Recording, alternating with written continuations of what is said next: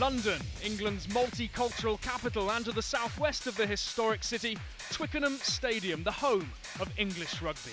A new south stand to complement the grandeur of the past, and new support promised for the Emirates Airline London Sevens, the 7th and penultimate stage of the IRB's growing World Series. 6 events played, South Africa still leading the way, 28 points clear heading into the last 2 events. Mathematically, England still within reach, 8-time winners New Zealand and Fiji up there.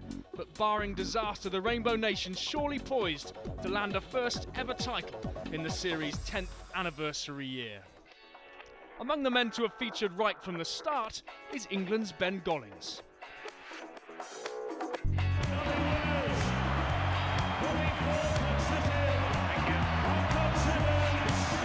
I think the game has just got more and more professional as it's gone on, you know, and that's the great thing about the sport at the moment. Teams are just getting more and more competitive.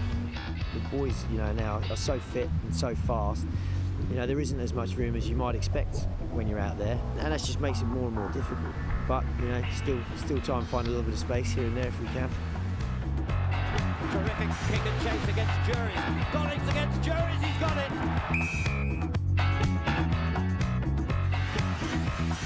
A decade at the top, so how does he keep going?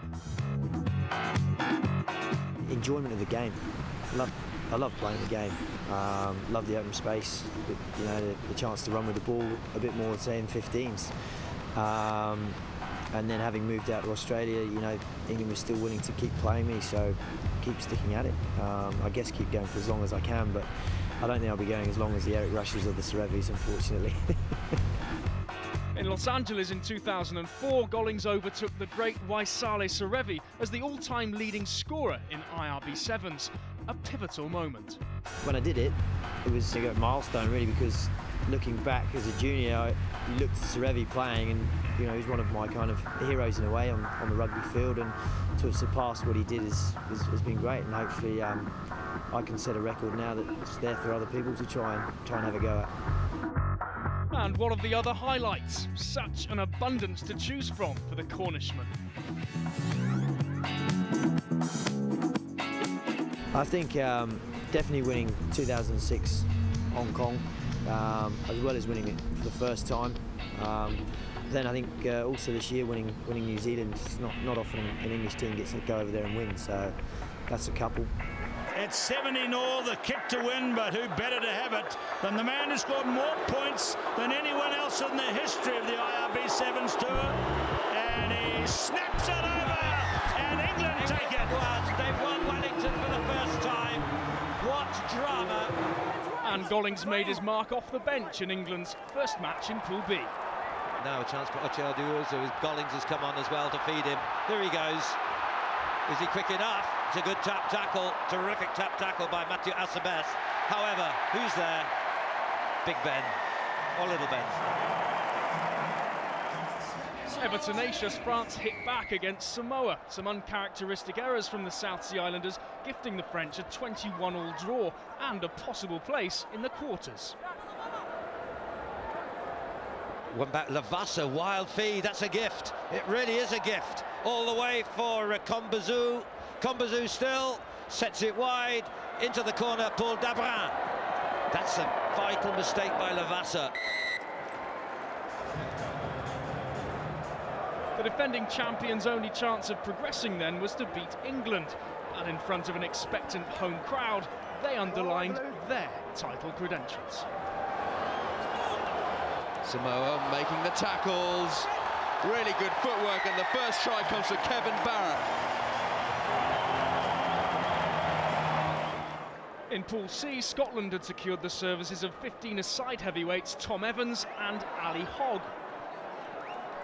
Evans' defence was soon tested against Kenya, and Hogg made his presence felt in attack. This is Alistair Hogg, the new man in Sevens for Scotland. Oh, this is a great move, lovely pass to Gregor. Lovely work by the new boy, Alistair Hogg from Edinburgh. But as so often this season, brothers Humphrey Kayange and Collins Injera brought Kenya roaring back with a try apiece. And with Scotland spilling the ball after the hooter, Benjamin Ayimba's men needed no further invitation to hunt out the win. Oduor here. Up the middle, Kyangi, big rangy stride of the captain, chased all the way by Colin Gregor. He'll not catch Humphrey Kyangi. The captain does his business.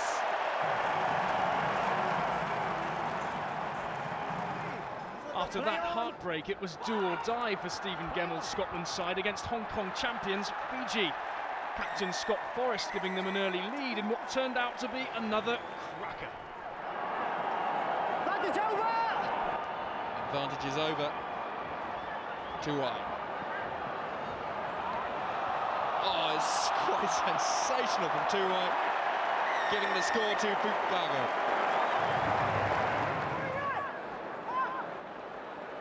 Turnbull waits, now gets. He's got two big Fijians trying to cut him down. He does extremely well. Oh, so close. Oh, that is class. Well played, Scotland. Fiji still through to the last 8 though, too good for the Kenyans. Berenike Goneva outstanding in both attack and defence. 2 tries for him in a 26-5 win. But it was the brave hearts of Scotland who were the talk of the pool. I think we've put out a statement. I've said all along we've got players capable of performing at this level, and I think we've just shown that today. But the job's not done. You know, in a quarter-final we now need to get our heads switched on and try and take that next step. Having made their World Series debut here at Twickenham in 2006, Germany were back. On that occasion, 6 games produced 6 losses, but a hugely valuable experience. 3 years ago to play in Twickenham, the first Sevens team from Germany on that holy pitch. It was an amazing feeling. I think we are much more confident this time, because last time we played in Paris. Before we played very well, and then we came to Twickenham and we are very tired because most of the boys are not have the experience to play 2 tournaments in a row on the high level, and that's the thing. This year we're a little bit more relaxed as an underdog. I think it's better this year. First up this year, once again, it was Australia, and despite the prospect of also facing World Cup winners Wales and top side South Africa, expectations were high. We hope that we can shock the IRB Sevens World Series as the underdog against Australia, because all in one we have a good side and we're fit at the moment. Our target is to come in the Shield final, maybe, yeah? To win a game. That's our target. There were some glimpses of promise early on for the Germans, but it was largely déjà vu against Australia in their opening match, a 50-0 loss. Against Wales, they did manage their first score and the biggest cheer of the weekend. Benjamin Sim crossing to finish day 1 on a more positive note. And the pool was decided by a Tri-Nations clash, title-chasing South Africa against the new-look Aussies. He uses footwork and pace, he's so balanced. Unloads nicely as well, and Australia looks so fluid then. Real pace, real finishing. Clinton Sills at his best. South Africa, no, a try would get them into the lead. Lovely stepping, and Australia just about get back, but Stick now with the pass and making it very difficult for Australia. Apollon comes on, gets the try. No hands! The first game in Pool D was a real arm wrestle between Argentina and Portugal. The Pumas, one of the form teams this year, and in possession of one of the game's most potent finishers in captain Santiago Gomes Cora. But ill discipline let the Portuguese back in for a draw and a cup qualifying place.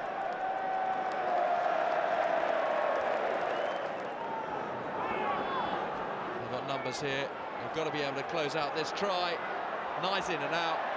D'Aguilar gets the try. Relieved of their usual series title pressures, New Zealand were playing with a freedom not often seen this season, and they dominated the pool. So just to clarify once more, Argentina need to lose by less than 31 points to go through to the Cup quarter-final. Baker, an excellent game, and now tops it off with a 5-pointer. So after the first day's play, the Cup quarter-finals were decided. Scotland and Portugal, the surprise packages, one of them guaranteed to reach a first ever Cup semi-final. Time now to put your 10-year Sevens knowledge to the test. Before his home tournament here, how many points had Ben Gollings clocked up? Was it 1,985, 2,005 or 2,500? The answer to that and the very best from day 2 at Twickenham after the break.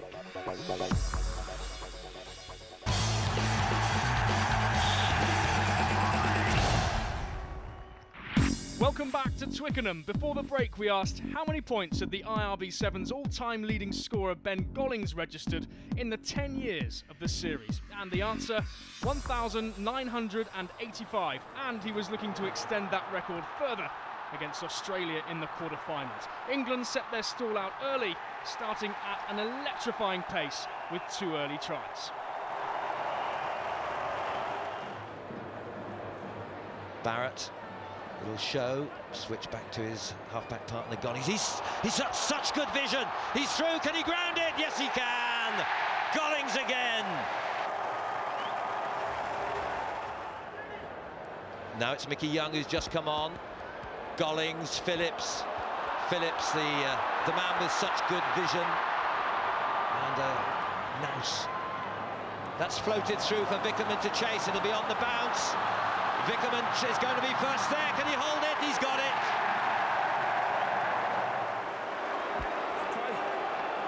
There it is. That is the winner.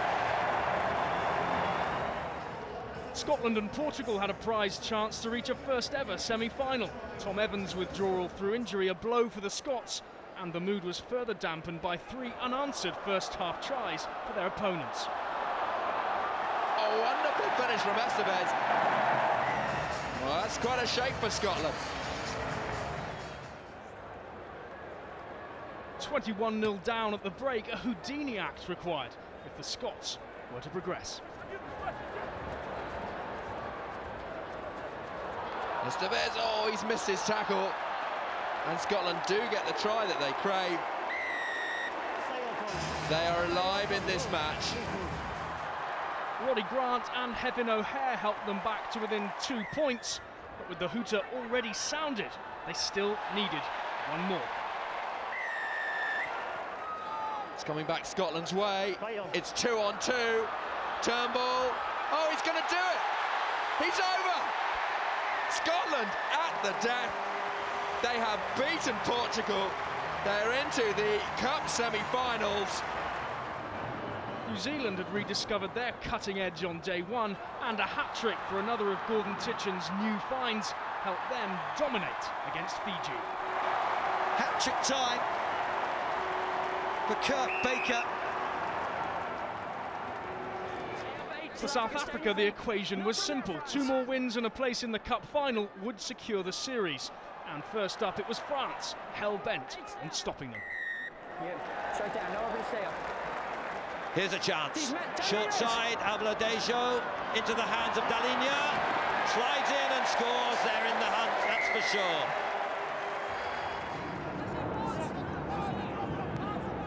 But they know how vital it is to get the semi-final point here. Quickly taken, offloaded and scored. For much of the past decade, the voice of Sevens has been Nigel Starmer-Smith. An England scrum half in his day, we asked the renowned commentator to share his abiding memories. Well, quite simply, it's been a fantastic journey these last 10 years. We've had 82 tournaments, we've gone to 24 different venues and more than 50 countries involved. And throughout that, of course, it has brought into the fold, if you like, the rugby fold, so many more nations who would not be able to compete meaningfully at the top level in 15s rugby. But in Sevens, the world's their oyster. So, first up, the players that have stood out over the decade. Hard to pick, isn't it? There have been so many outstanding players. For New Zealand, clearly one of the legends of Sevens rugby, undoubtedly, Eric Rush. Carl Tanana, superb runner, beautiful, agile, again a leader who put New Zealand right to the top from the start. One of the great playmakers of all time was Amasio Valance. Amasio. But advantage is over. Run out of support there, kicks it wide. Waisali Serevi, a man of mercurial talents, also a sevens rugby brain that created tries from nothing. Fantastic run of play, and look at this. And so too the man who followed after him. It was almost like he was his son. He was so similar in character. A brilliant, brilliant performer who just mesmerised crowd after crowd around the world in his short stay in sevens, William Ryder. He's going to go the whole way for the try of the tournament. Pace is such a key element in sevens rugby. The man who was voted Sevens Player of the Year, Fabian Juries. They won't catch this man. He's going to go the whole way. Great things in small packages. Wonderful pairing, wonderful understanding of the game, wonderful talents. The pairing of Simon Amor as captain and player, and outside him, Ben Gollings. What a duo. Santiago Gomez-Cora. Fiery, feisty, very difficult to catch hold of, not just because he was quick, but he had a brilliant sort of elusiveness about him. He is absolutely delighted. That's his 200th try in IRB Sevens. In sevens, you've got to have a leader, someone who will organise and know the vision that's required in the game. Great playmaker, Uali Mai of Samoa. Bringing things right up to date, well, who excites a crowd more and the passion of the Kenyan supporters than the great finisher in the Kenyan side of the present? That's Collins Injera. Collins Injera, what a wonderful run.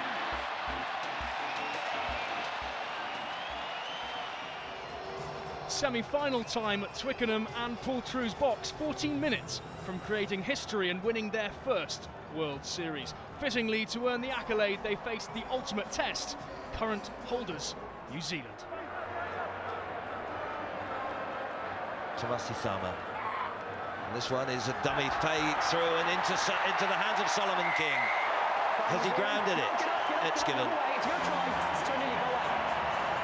Good score by New Zealand then. I was thinking to myself, they have to be direct. Ben Souness coming in short. That just sucked in Aplon. Yeah. And then there's enough space then for him to get over. Good score by New Zealand. Number 7, straight off your feet.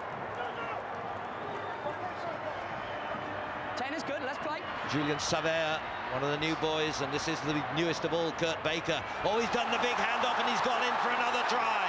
Crucial score, New Zealand second. Time is on. So we have less than 3 minutes to go in this cup semi-final. Renfred Dezal, this is Boyo Zankwa, he knows the direct route to the line. Very good tap tackle, but this is Gio Aplon. What a lovely angle he took up, and that absolute switch of direction with the understanding. Absolutely brilliant. Zankwa and Aplon, what a combination that proved to be. One last chance for South Africa, and a man advantage at the death after Tomasi Thama's yellow card. One play to clinch the series. You've taken it, you have taken it. The ball thrown backwards. Unusual, strange. Dezal and the chase for Aberson. Now then, Aberson it is who gets there first. Was he bounced by Baker? What's the referee's decision? The referee has said that is all over. South African champagne then put on ice. New Zealand through to face either hosts England or Scotland. Captain Ollie Phillips put the home favourites in the driving seat early on as they hammered out of the blocks with another score.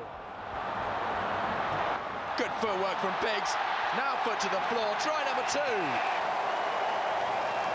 2. England imperious in the opening stages, but John Houston and Colin Gregor brought the Scots back on terms before Greg Barden and an old familiar face swung things back England's way. Mickey Young out of the live wire.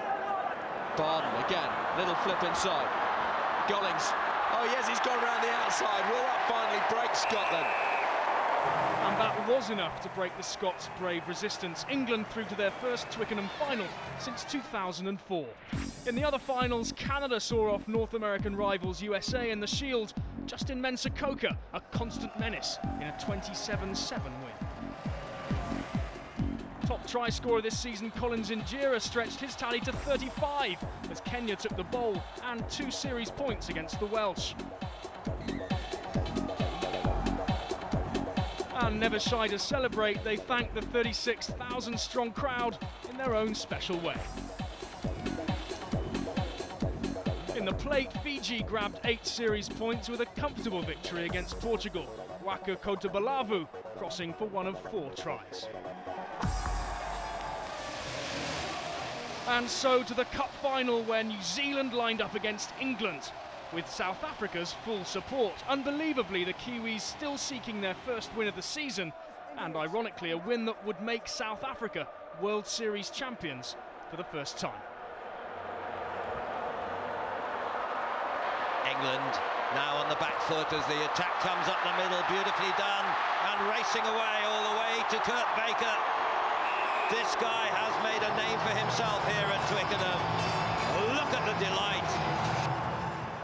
This is Tharma, the big playmaker. Did you ever see his father play? Terrific. This is Savea, he's through. It all bounced so kindly for New Zealand. And Julian Savea, who made the first try, scores the second. And so it comes to New Zealand again. There's a clever cross kick. Samasi Tharma is out wide. It's on the bounce and it goes into the hands of that man again. What a mark he's putting on this final. Julian Savea. England with it all to do, but having come back to win against the same opposition in Wellington in February, not lacking in self-belief. Barrett to Young. Crisis time here. Gollings trying to set up Uchi. He cuts back inside. Now he can go.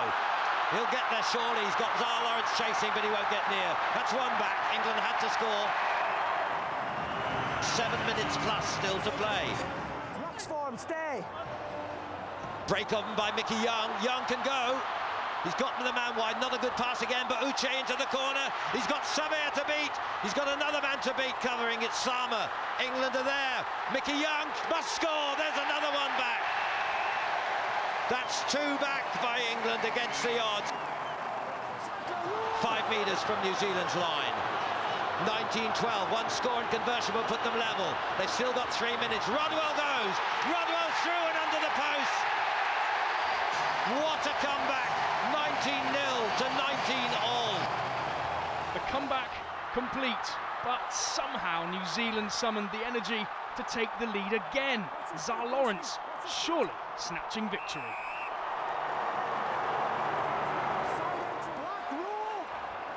Now Young, now Vickerman. Crowd just captivated. Here's Young, Dan Norton. Norton has got pace round the outside. Can he bring it round? They need the conversion. Dan Norton with the try. Yes, he has. Norton under the post. Surely this will be extra time. Brilliant from the 20-year-old. What an inspired replacement. And that's why he came on. He is lightning. This is to level it and take it into extra time. He has it. Ben Gollings has it as he notches up 2,000 points personally, as important a conversion as ever. What a finale. The next score would win the match for either team. Ben Ryan begging for a Twickenham roar as Gordon Titchens looked on anxiously. Where are we? 2 minutes to play of this first period of extra time. They'll go on till someone scores. The sun may set, it may be dark. They'll carry on playing. Someone has to score, and this is it! And it's a winning try for Mickey Young and England. A moment to remember forever and a day for Mickey Young. The players engulf him. And it's that little moment, that little bit of forward brilliance by England, and the snap decision by scrum half Mickey Young to take it up and run it in. That's England winning here for the first time in 5 years. Home crowd, everyone's here, families here. It's just fantastic to win such an event like this. What a final, what a weekend. You know, thanks to the crowd, they came out and really supported us, got behind us. From their side, it's been brilliant. From our side, luckily we kept up our side of the bargain, and the boys, what a final. Stuck at it, 19-0 down. I think people probably writ us off. We've come back and won it. Amazing. England close the gap to 20 points and retain at least a mathematical chance of pipping South Africa. The Boks still on course though, a maiden series title theirs to lose. Beneath the top two, there's a race being run for bronze between Fiji, New Zealand, Argentina and Kenya.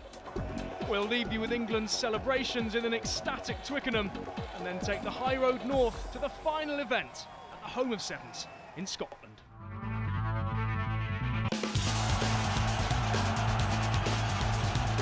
Through one tackle, slips through another.